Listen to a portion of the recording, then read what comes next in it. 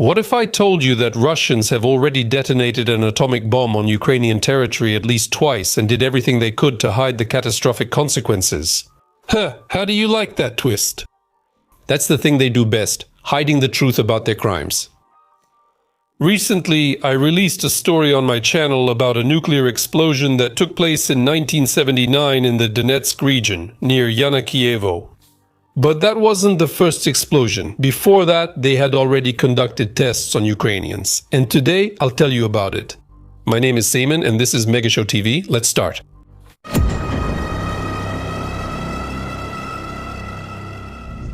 Background. In the 60s and 70s, gas extraction and its supply to Europe was one of the main sources of income. Half a century has passed, and by the way, Russia still remains for many a country with the reputation of a gas or fuel pump. In those years, the Soviets tried to find as many natural resources as possible and extract them as quickly as possible. At the same time, of course, no one really thought about safety regulations. In the mid-1960s, a gas field was discovered in eastern Ukraine near the village of Krestishche with reserves estimated at 700 billion cubic meters. In fact, at that time it became the fifth largest in all of Europe by this measure. Unlike its Siberian counterparts, this gas field was found in a fairly densely populated region, right on the border of Kharkiv and Poltava regions. They began developing it almost immediately, and in a fairly short time, 17 wells were drilled. With one of them, number 35, serious problems arose almost immediately in the summer of 1971. When the rig was drilling well, number 35 gas condensate burst out to the surface before the drill reached the intended depth. As a result, 2 engineers who were at the site at that moment died. From the force of the blowout, they were literally blown into the air, and after falling from a height of 30 meters, they died instantly. The pressure of this jet was over 40 million pascals. For comparison, a similar level is observed during a volcanic eruption in a magma chamber. After more than a day of failing to stop the flow, it was decided to ignite the gas mixture. Thus, a huge flare was formed, which later gave the name to the operation to eliminate this disaster. The flame burned day and night for almost an entire year, and its brightness created the complete sensation of a polar night among the Kharkiv plains. The containment process. At first, the engineers decided to drop concrete slabs onto the gas leak site to block the source. This was unsuccessful and only led to the gradual sinking of the drilling complex into the ground. Then, after almost a year of unsuccessful efforts, the scientists remembered a similar incident that happened in Uzbekistan. Back then, at the Urtabulak gas field, there was a major accident. Gas under high pressure burst to the surface and caught fire. Attempts to extinguish the fire using traditional methods were unsuccessful. The fire continued to burn for 3 years. According to official Soviet historiography, it was stopped by a nuclear explosion with a yield of about 30 kilotons. The explosion in Uzbekistan sealed off the gas complex and the fire was successfully extinguished. But, having encountered numerous cases where Moscow presented wishful thinking as reality, I am inclined to doubt that the goals in both the Uzbek case and the situation under consideration in the Kharkiv region were truly as described in official sources. Most likely, both of these events were obvious opportunities to test nuclear weapons under the cover of an industrial problem. Well, not finding a more adequate solution, they decided to repeat the practice of extinguishing a fire with a nuclear explosion. Honestly, I myself am surprised when these two concepts can fit together in one sentence. But fortunately, besides official Soviet sources, we also have the opportunity to rely on others. Ukraine, after gaining independence, decided to conduct its own investigation in 1993. A commission was created, chaired by Vladimir Ivanovich Usatenko, who also dealt with issues related to the consequences of the Chernobyl disaster. Here is his quote. All of this was done at the initiative of the Ministry of Medium Machine Building of the USSR. At that time, this was the veiled name for agencies dealing with nuclear issues. At the meeting where the decision was made, it was personally signed by the head of the Soviet Union, Leonid Brezhnev. Representatives of the ministry told everyone that they knew the method of sealing holes and open blowouts using nuclear explosions. End of quote. They said, since it worked in Uzbekistan, this brilliant solution would work here too. Preparation for the explosion itself began earlier in the spring of 1972. Next to the damaged well, they drilled another one at an angle, a little over 2,400 meters deep. At the beginning of July that same year, they placed a cylindrical special charge, a nuclear explosive device, into it. An important fact, security around the flare was entrusted only to KGB troops and special units from the Ministry of Internal Affairs from Moscow, and all participants in the experiment were required to sign non-disclosure agreements for the next 15 years. To describe the preparations for the experiment and the events on the day itself, let's once again refer to the report of this commission. Here are the words of a resident of the village of Pervomaiskoye, which was located 500 meters from the epicenter of the explosion. We were warned that there would be an explosion and were asked to take the dishes out of the cupboards and put them on the floor. We were told to gather our documents and prepare to leave. Then the electricity and water were shut off. They took us out to Krestishche for a few hours that day, leaving us right in the center of the village near the store. That was about 2 kilometers from our house. My husband was working as a driver at that time and he was taking the cattle toward Yar. By the way, Soviet scientists decided to take advantage of the situation and conduct a biological experiment at the same time. They wanted to find out about the effects of a nuclear explosion on different kinds of animals.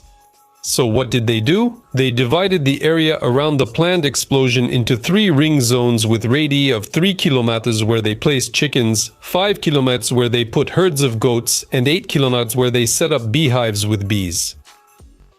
The explosion itself occurred exactly at 10 o'clock in the morning on July 9th. And just 20 seconds later, a powerful gas fountain mixed with rock burst out of the crater around the well, reaching a height of 1 kilometer. A minute later, the characteristic nuclear mushroom cloud formed. But not only did they fail to stop the gas flow, the fountain actually became even bigger. Here is a quote from another eyewitness who was evacuated for several hours to a neighboring village. When the explosion happened, we all heard and saw it. Whoever could climbed up the tower and watched the aftermath. As for the parallel inhumane experiments on animals that I mentioned earlier, according to they were found dead. One might think that the authorities decided it was necessary to sacrifice a few herds and beehives for the sake of understanding the scale of the explosion's impact on living creatures. Like, if the animals don't survive, then people won't be able to live in this area either. And perhaps, after the news about the livestock deaths, the authorities informed the villagers about the threat to their health and relocated them to other areas. If you thought that, it means you don't know the Soviet authorities and their so-called humanism very well. No! Within half an hour, they ordered the residents to return to the village, to their destroyed homes. For several years after, the authorities provided Pervomaisk residents with housing repair aid. You might ask, what about the fire itself? In the end, they had to extinguish it using standard methods. They broke open the well, dug a pit around it almost half a kilometer wide and about 20 meters deep. It took more than a year to extinguish the flames. And for this, special firefighting teams were sent, who in fact became suicide squads. According to official data alone, 11 firefighters are considered dead. According to the report of the Ukrainian Commission, trying to extinguish a well that was spewing thousands of cubic meters of gas into the air with a nuclear explosion was a pointless step. And by the way, according to the calculations of the Commission members, the energy released by the explosion was comparable to a third of the power of the explosion of the atomic bomb in Nagasaki in 1945. Indeed, the situation itself was extremely unusual, but in fact the fire was still extinguished using standard methods. And here we can say with almost absolute certainty that the Soviets did not miss the chance to use a nuclear bomb, using an industrial problem as a cover. Even if this experiment had become known, there would have been no need to explain why they suddenly decided to conduct a nuclear test in such a densely populated area. They could always say, we were dealing with a disaster. Simply put, this situation was convenient and beneficial for the authorities. The only ones who didn't benefit from having a nuclear explosion right next to them were the Ukrainians. We'll talk next about the problems they faced. Consequences. So, what do we have in the end? The fire was extinguished, though not with a nuclear explosion, and it seemed that the situation was resolved at that point. People's homes were destroyed but later rebuilt.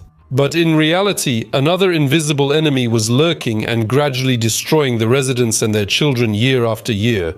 Here is an excerpt from the research of the commission I mentioned earlier, describing what happened immediately after the detonation of the nuclear explosion. At first, there was a high gas pressure in the crater, which was formed as a result of the explosion. In the first few minutes, it couldn't fill up, but then the pressure equalized. The crater was completely filled with the gas mixture, and this gas brought all the decay products to the surface from the well.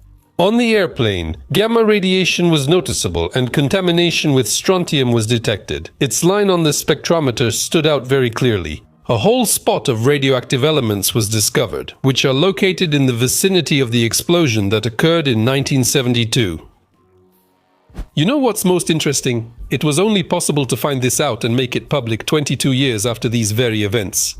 As for the level of radiation right after the explosion, we can only guess.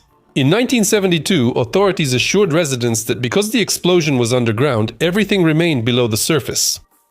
It should be noted that in the early 70s, the level of radiation and its effects were considered quite low. In general, people only spoke about radiation in whispers at that time. As a result of exposure after that very explosion, many residents of the village began to develop cancer. Here are the testimonies of the doctor from the village of Pervomaiskoye. If I remember correctly, definitely Golubenko, Anastasia Pisar, Mitrofanov all had cancer. There were a lot of them. My mother was no exception either. If you look at the outpatient journal, you can find out the exact number of people who died from cancer. But the count goes into dozens of cases. And these are just the numbers from one village in the Kharkiv region. If you look at the overall statistics for this region regarding cancer, in just 30 years since 1972, more than 1,500 people have died. Truly staggering numbers, deaths that could have been avoided. People could have lived for decades more and continued their families. But someone in the Kremlin really wanted an arms race. Results. You know, in many of my stories I try to voice the version of certain events presented by propaganda and prove with facts that the truth is completely different. But in this case I didn't have to do that kind of work. And do you know why? Because the official authorities simply hid this event, as if it never happened at all. Not a single report, not a single newspaper mentioned a word about it. And it seems to me that this is exactly the level of freedom of speech that present-day Russia is sliding into. So what do we have in the end? The underground explosion produced no positive results. The only thing it did was cause radioactive contamination. Can even a rebuilt house compensate for the fact that the water, vegetables, and the very soil in this area have become radioactively contaminated for many years? Also, another valid question comes up. How much radiation is there? How radiologically safe is the gas that this field has supplied to the homes of ordinary Ukrainians for decades? Unfortunately, we will never know that. But the most important thing is that no matter what the levels of residual radiation or the number of lost lives are, one thing is absolutely clear. The entire blame for the organization and all the consequences of this and other nuclear experiments lies entirely with the Kremlin leadership. But that's nothing new. Goodbye, everyone.